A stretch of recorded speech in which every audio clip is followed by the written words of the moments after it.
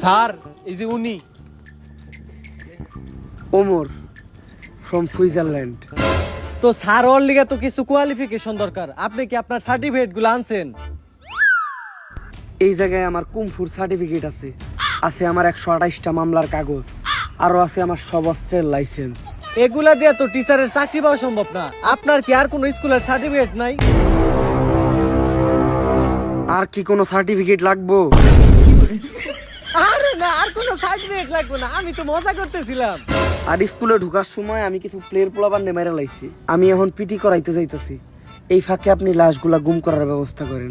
কিন্তু ওরা কি দোষ করছিল? আমি ওগরে নিউটনের সূত্র ধরছিলাম, পারে নাই, তাই মেরে লাইছি। আমার তো কিছু মাথায় ধরতেছে না, পেলের পোলাপান নিউটনের সূত্র মারবো কেমনে? আরে আমরা ক্লাস 10 এর পোলাপানরা তো কোনো সময় পিটি করি না, আজকে আমাকে পিটি জন্য দাঁড় করানো হলো কেন? তাই তো খেজুর গাছে ভূত। আরে এই শান্ত হও তোমরা। আজকে এনে তোমাকে ডাকা হইছে তোমাকে নতুন স্যারের লগে পরিচয় করা দেওয়ার লিগা। আর এই যে এনেই তোমাকে নতুন স্যার।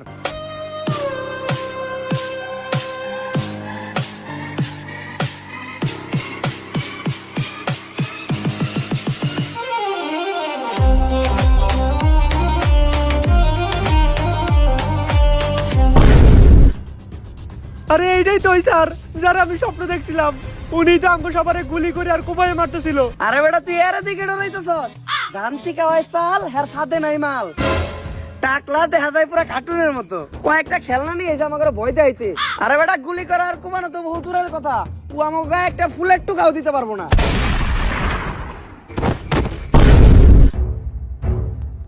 আর কারো কোনো সমস্যা? না স্যার, কোনো সমস্যা নাই। সমস্যা থাকলেও সমস্যা নাই, সমাধান আমার কাছে আছে। যেহেতু এখন পিটির পিরিয়ড, তাই আমি সবাই এখন পিটি করামু। আরামে দাঁড়াও। স্যার হইলো একটা সম্মানিত পারসন, তোরা স্যারের সামনে আরামে দাঁড়াইলি কে? আরামে দাঁড়াইলি কে? স্যারের সামনে আরামে দাঁড়ার সাহস হইলো কেন? সাহস হইলো কেন তোর? আরামে দাঁড়া স্যারের সামনে। শিক্ষক হইলো একজন সম্মানিত পারসন। স্যার আপনি তো কইলেন আরামে দাঁড়াও, তাই তো আমরা আরামে দাঁড়াইলাম।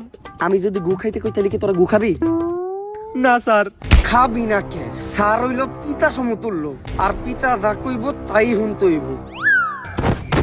স্যার শিক্ষক তো পিতার সমতুল্য, আর পিতা তো মাঝে মাঝে খরচ করার লেগে টাকাও দেয়, তাই আপনিও যদি দিতেন। আর সন্তান যখন ভুল করে তখন তো পিতা মাতার মধ্যে জুতা দিও বাইরে মু। লাগবো না স্যার। এইবার জাতীয় সঙ্গীতের পালা, যা তুই সামনে যা, বাংলাদেশের নতুন জাতীয় সঙ্গীত থাকে এখন। বাংলাদেশের আবার নতুন জাতীয় সঙ্গীত কোনটা? টিকটকে যেটা বেশি শুনি ওইটাই হইতে পারে, ওইটাই কই দেই। আসমানে তুই কাঁদিস কেন, অট্টলিকার বাহারে। এই থাম, তুই এটা কি কইলি? ক্যান্সার জাতীয় সঙ্গীত। তুই এটা কই পাইছস? ক্যান্সার টিকটকে। টিকটকে তো সারাদিন এটাই চলে। আর নতুন জাতীয় সঙ্গীত কোনটা হইব এটার জন্য টিকটকে ভোটাভুটি হয়েছিল, ওইখানে সর্বোচ্চ ভোট এই গানটাই পাইছে। টিকটকে হুনা গান তুই জাতীয় সঙ্গীতে কইতাছস? স্যার জাতীয় সঙ্গীত যে চেঞ্জ হয়েছে এই খবরটা তো আপনি টিকটক থেকে পাইছেন। স্যারের উপর কথা কস বেয়াদব। এটা কি স্যার নাকি রাজাকার? এইবার হইলো পরিষ্কার পরিচ্ছন্নতা চেক করার পালা। যার হাতের এক আঙ্গুলের নখ বড় থাকবো তার ওই আঙ্গুল আমি কাইটালামু, আর যার হাতের 5 আঙ্গুলের নখই বড় থাকবো তার ওই হাতটাই আমি কাইটালামু, আর যার 10 আঙ্গুলের নখ বড় থাকবো তার কাইটালামু আমি পা মাঝখানেরটা। আমাকে মাঝখানে পা মনে আর বাঁচাইতে পারলাম না। স্যার মেয়েরা স্টাইল করার লাগে হাতের সব নখ বড় বড় রাখে, ও করে চেক করেন। স্যার এবারের মতো মাফ করে দেন। আমি মেয়ে কবুতে একটু দুর্বল মানসিক ভাবে। আর মেয়েরা তো নখ বড় বড় রাখবই, কারণ মেয়েরা বাসার কাজ করে। ডিম চুলতে গেলে, পিয়াজ চুলতে গেলে মেয়েকে নখ ওই কাজে লাগে। কিন্তু তুই যে আমার সোনার টুকরা কোন নামে অপবাদ দিলি, তুই তোর নখ দেখা। স্যার আমার নখ একটাও নাই, এখন কি করবেন আপনি? এই যে এত বড় বড় নখ। বেল দিছে, ক্লাস শুরু হইব, সবাই ক্লাসে চল। জীবনের প্রথম মনে হয় ক্লাসে বেল পড়াতে এত খুশি হইলাম।